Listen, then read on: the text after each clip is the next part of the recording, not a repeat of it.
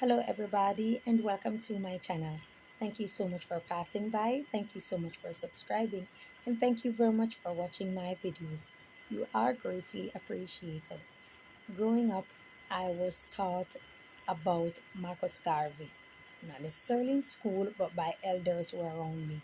Books were also bought, and I read the books about Marcus Garvey and his fundamentals.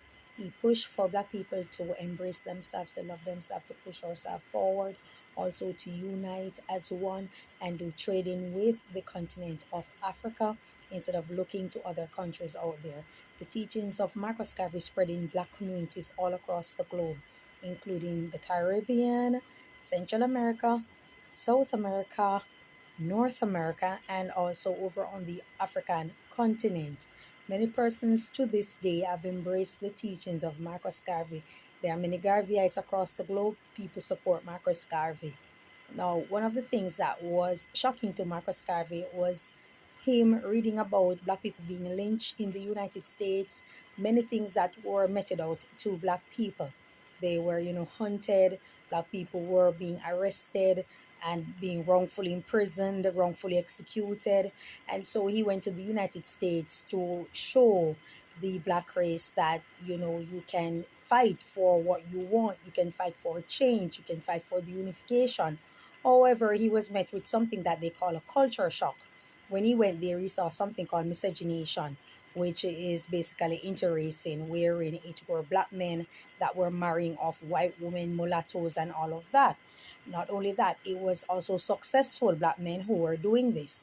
While in the southern parts of the United States, or what they call the antebellum South, Black people were being lynched, Black people were being ostracized, Black women were being RAPE, they were being lynched, they were being brutalized just the same as if slavery did actually not end there.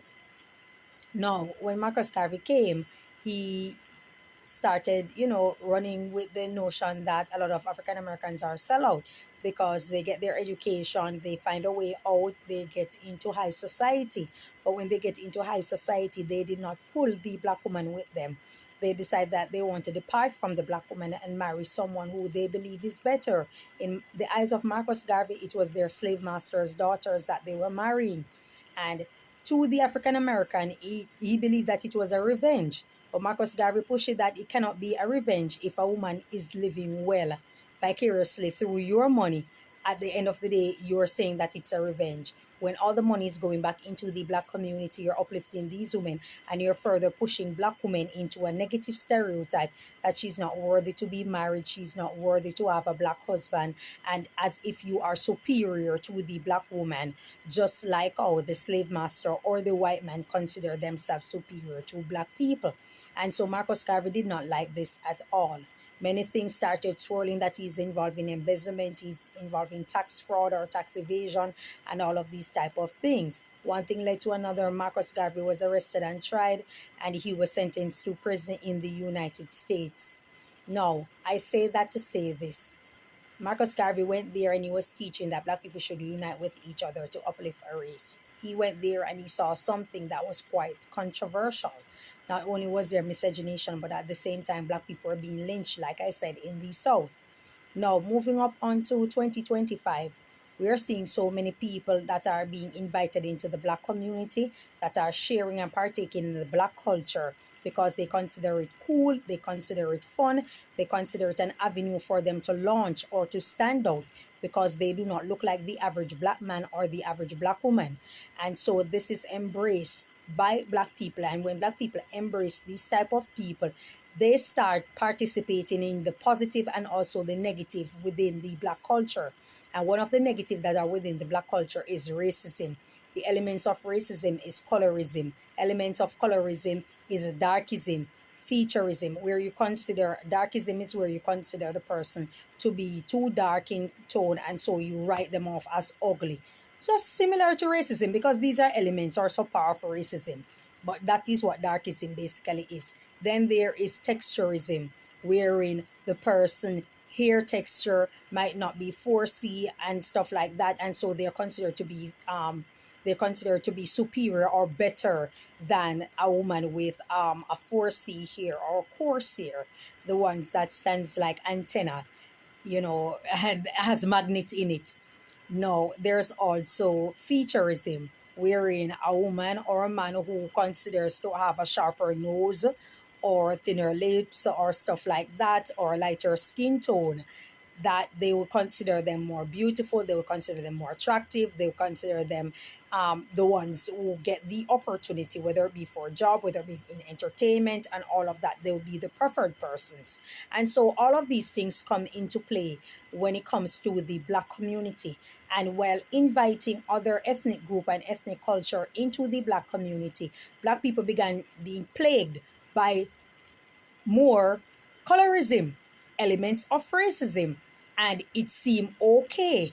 Reason it seemed okay, it's because many Black persons already ran with it.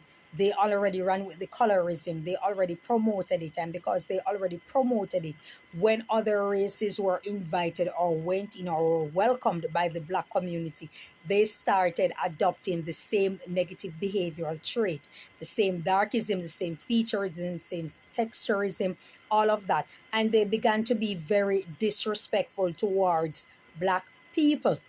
And not only that, they began to be very disrespectful towards Black women. And because they saw wherein Black men had supported it, because Black men were what? The ones who were doing it, the ones who were the progenitor of it.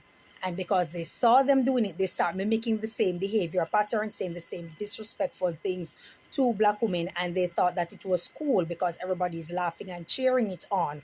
Now it becomes a custom wherein persons from other ethnic group, persons from other culture can come into the Black community, and by now they can say anything that is very disrespectful about the Black woman, calling her jealous, calling her angry, calling her bitter, calling her manly, calling her ugly, and all of these type of things, and they will get away with it because the moment the Black woman strikes back, she is written off, because guess what? The Black man is standing behind that type of individual to support them. And because they stand behind them to support them, it makes what they're saying okay. So they have decided to silence the Black woman, because the moment she opens her mouth, she's going to be too angry. She's going to be negatively labeled and negatively stereotyped. And so she's sentenced to silence, because the Black man is the shield in the Black community, and also the shield to protect these non-Black people when they come in and say anything disrespectful about the Black woman. They are going to protect them and say, yes, it's okay. He's one of us. He can disrespect Black women and he can say just about anything, because I don't like the Black woman either. And so it should be okay for you to say it, especially when it's a dark-skinned woman and all of that. Now, here lies a situation that is between Cardi B and Nicki Minaj, and it is beyond disrespectful, and the things that are being said, very distasteful, unbecoming, and stuff like that. I see so many people out there who are taking sides, and people are free to take sides or to support who they want to support. You understand? They bring children into the mix and saying all of this, all of that. And I do not like it. It doesn't sit well with my spirit. And it makes me actually have a very strong dislike for the Black community in its totality.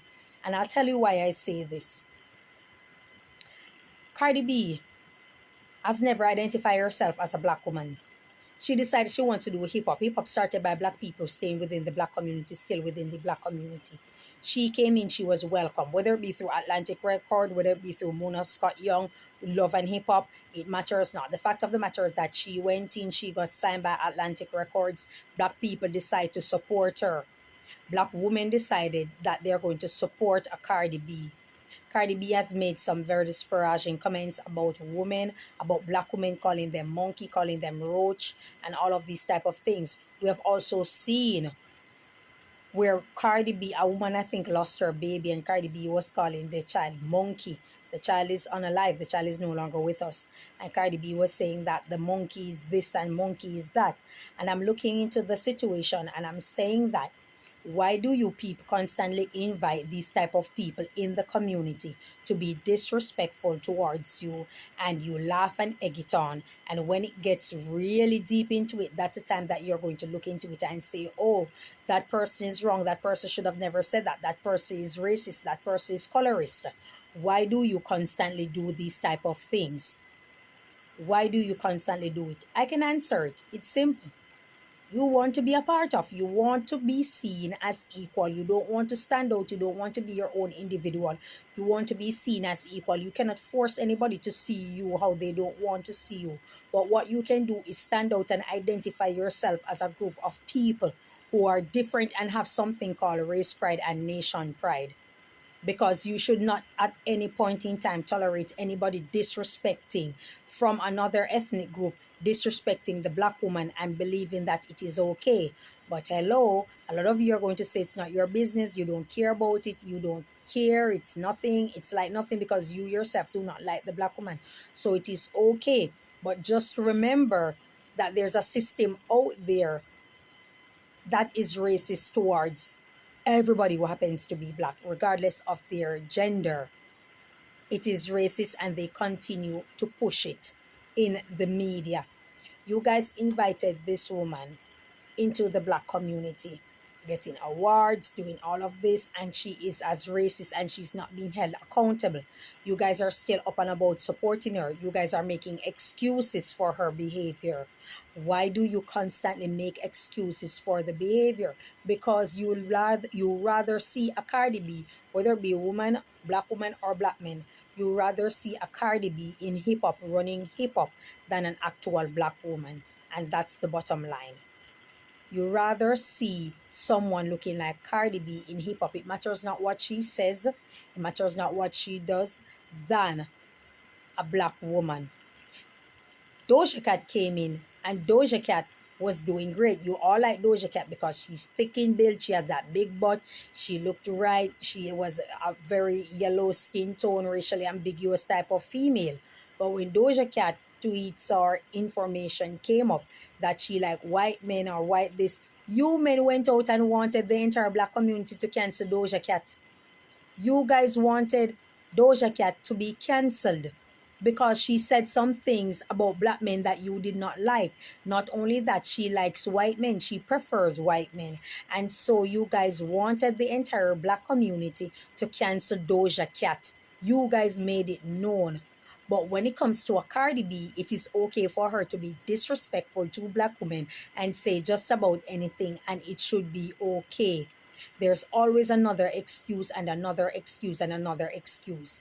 My question is, what is the difference between a Cardi B and an Erica Mena? Erica Mena said the same thing. Erica Mena said the same thing time and time again. She has been called out for her racist behavior.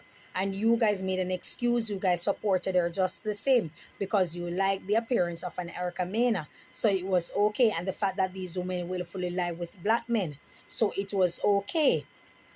It was okay. It's actually black women coming together and finally standing up against her. Why they say that, listen, she's no longer needed on Love and Hip Hop. A lot of other gigs that she was going to get were canceled and all of that. Because black women finally saw beneath her behavior and decide that, it's not worth it. And I'm wondering, why do you people constantly welcome these type of people in the black community?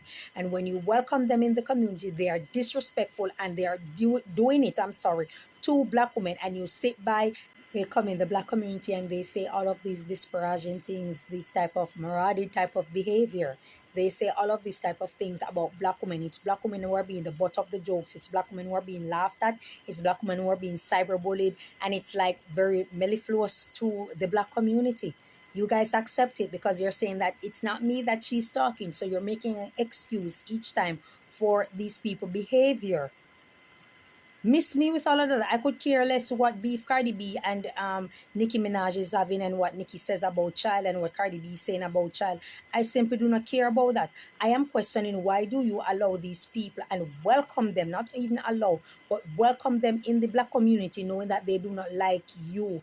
They do not like you. What is it going to take for a lot of you to realize that you are not being liked by these people? They know that you're going to support them. They know that you're going to cheer them on. And that's why they come in. They know that the black man is going to welcome them. It's going to, because they think with their penis at all times. So once they see the hair and the skin color, immediately they have an erection. And so they're going to go after her and they welcome her in the black community. Never mind that the fact that she's getting the same black man, but that's another topic for another day. The fact of the matter is that they are welcoming this type of people who do not like you. You guys are constantly doing it. It's you people who are doing it, including black women. I spoke several times about Cardi B behavior on Love and Hip Hop and what she did to Asia.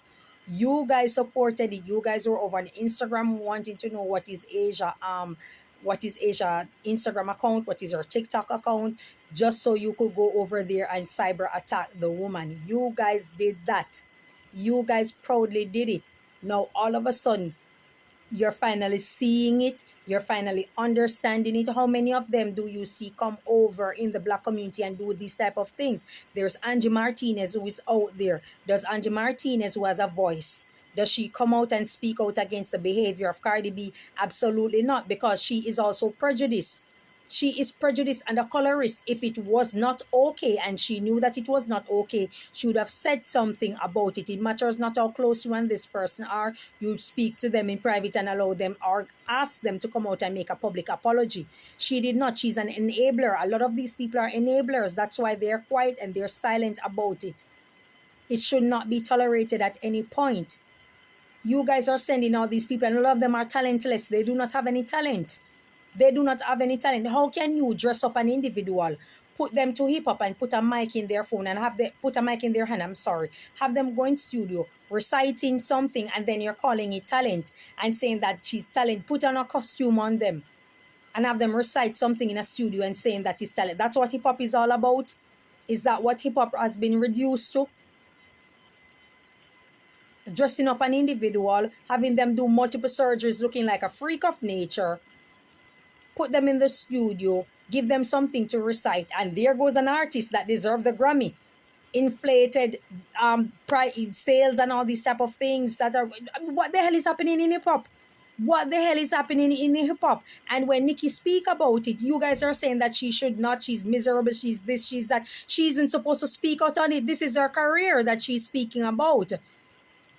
And you want to discredit her and dim her light by doing all sorts of craziness out there to put Cardi B on top. You guys are hunting so bad to prove that Cardi B sold 300,000, 250,000, to prove so much that she outsold Nicki or close enough so she can get all 10 Grammys, 10 BET Award, 10 iHeartRadio Award, 10 Billboard Award. It is crazy. It is crazy.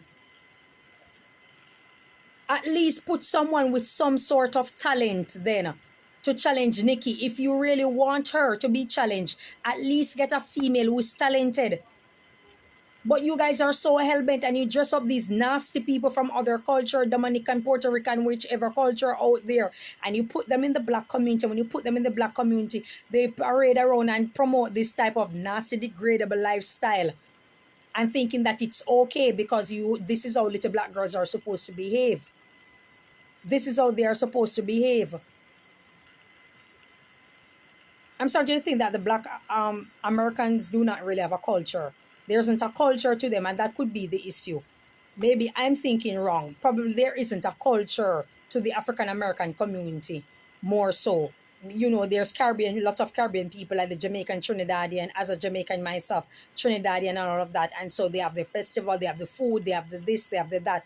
But it seems to me that when it comes to African American culture, there is really not a culture. And because there isn't, then you just have to work with whatever. So there wouldn't be any form of race pride. That could be the case. There isn't any form of race pride. Anybody is invited and they can just come and take it over and do whatever.